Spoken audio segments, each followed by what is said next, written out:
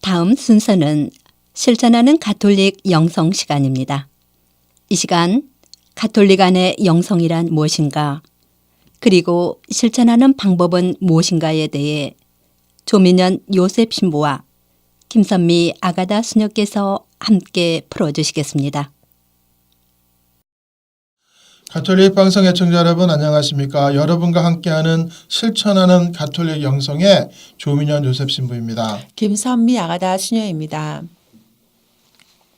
네, 오늘은 실천하는 가톨릭 영성 7번째 시간 단식에 대하여 공부를 하겠는데요. 단식은 2번에 걸쳐 나누어 보도록 하겠습니다. 오늘은 그리스도인들이 단식한다는 의미가 무엇인지를 공부하고 다음 시간에 단식이 지니는 영적인 의미들에 대해서 공부를 하겠습니다. 네, 열심한 유대인이라고 한다면 꼭 지켜야 하는 3가지의 신심 행위가 있는데요. 그것은 기도와 자선, 단식이라고 할 수 있습니다. 네, 기도는 하느님과 나와의 바른 관계를 위해서, 단식은 자신과의 바른 관계를 위해서, 또 자선은 이웃과의 바른 관계를 위해서 열심한 유대인이라고 한다면 꼭 필수적으로 행했다고 합니다.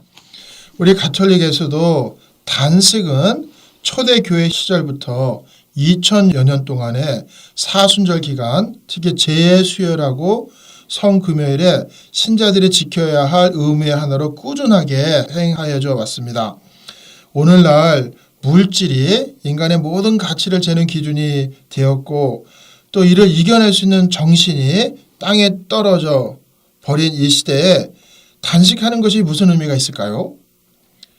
또한 희생과 가난한 마음으로 예수님을 본받고 따르려는 단식의 근본 정신을 깨닫지 못한다면 단지 의무적으로 행하는 단식이 무슨 의미가 있을까요?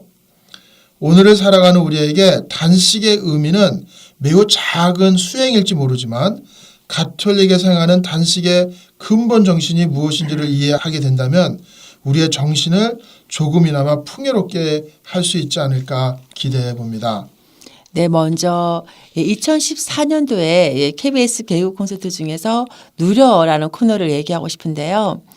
가난하게 살던 부부가 부자가 되어 어느 날 레스토랑에 가서 식사를 하는데 웨이터가 주문을 받으러 오면 갑자기 같이 일어나서 그 사람보다 더 큰 각도로 허리를 굽혀 인사를 하기도 하고, 또 부자가 되기도 전에 몸에 익혔던 동작들을 몸이 기억해요 라고 하면서 그대로 답습을 하고, 그래서 웨이터를 당황하기도 하는 그러한 이제 코너가 있었는데요.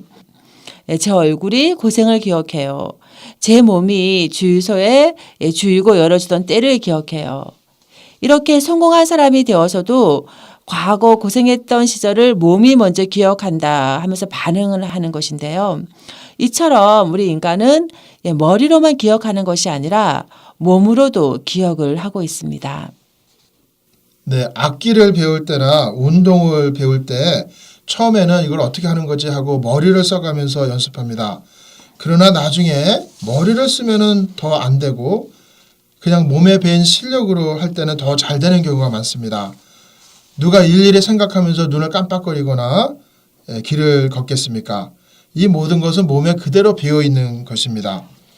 그리스도님의 순환을 느끼고 감사하는 것도 머리로만이 아니라 몸으로 조금이라도 순환을 체험할 때 그 감사가 몸에까지 배이고 새겨지게 됩니다. 단식은 음식을 먹지 않음으로써 몸에 고통을 주는 것인데, 배고파 본 기억이 있는 사람은 단식을 꺼려할 것입니다. 몸이 원하지 않는 겁니다. 배고픔의 고통 속에서 비로소 예수님께서 나의 죄를 위해서 얼마나 큰 고통을 받으셨는지를 깨닫게 되고, 또 주님께 대한 고마움을 뼛속까지 느낄 수 있습니다. 단식은 그저 육체를 절제하는 것으로 끝나지 않습니다. 단식하는 목적은 그리스도의 순환의 기억을 새겨놓는 일인데요. 인간은 하느님을 영적으로만 찬미하는 것이 아니라 몸까지 주님을 찬미하게 해야 합니다. 역사 안에서 위대한 일을 하였던 영성가들은 하나같이 단식을 하며 삶의 영적인 차원을 추구해 왔음을 볼 수 있는데요. 먹는 것은 해로운 것이 절대 아닙니다. 교회는 음식 자체를 위하여 우리에게 음식을 절제하라거나 단식을 요구하는 것이 아닙니다. 오히려 우리가 파묻혀 있는 일상에서 벗어나서 그 평범한 일상을 영적으로 승화시키고 또 일상에서 오는 걱정을 영적인 일로 승화시키며 유욕을 멀리하게 하고 그러한 의미에서 단식을 요구를 하십니다. 진정 몸을 절제하면 영이 맑아지는 것은 확실합니다. 왜냐하면 영과 육은 서로 반대되기 때문에 그런데요. 육적인 사람은 영이 메마르게 되어 있습니다. 그래서 세례자 요한도 그렇게 극기의 삶을 살았던 것인데요. 단식은 사람의 마음을 두들기고 영혼의 활력을 불어 넣어주기에 하느님의 현존을 좀 더 민감하게 알아차릴 수 있도록 하고 또 탐욕을 버릴 수 있게 합니다. 이 같은 단식은 사실은 그리스도교보다도 다른 종교들에서 훨씬 더 많이 합니다. 그런 단식들은 육체를 이기고 영을 충만하게 하기 위한 겁니다. 그러나 그리스도인의 단식은 필수 불가결하게 그리스도님의 순환을 몸으로 기억하는 것이어야만 합니다. 이는 단식만으로 끝나는 것이 아니라 우리 삶 안에 주어지는 모든 육체적 영적인 고통에서도 마찬가지입니다. 예수님께서 당신을 잃게 되면 제자들이 단식을 하게 될 것이라고 하신 것처럼 단식 자체가 좋은 것이 아니라 그리스도님 때문에 하는 단식이기에 가치가 있게 되는 겁니다. 단식도 작은 고통으로 그리스도님에 대한 사랑을 증가시키는 것이 목적입니다. 이사야서 58장 6절에 보면은 하나님께서 참된 단식에 대해서 이렇게 말씀해 주십니다. 내가 좋아하는 단식은 이런 것이 아니겠느냐. 불의한 결박을 풀어주고 멍해줄을 끌어주는 것, 억압받은 이들을 자유롭게 내보내고 모든 멍해를 부숴버리는 것이다.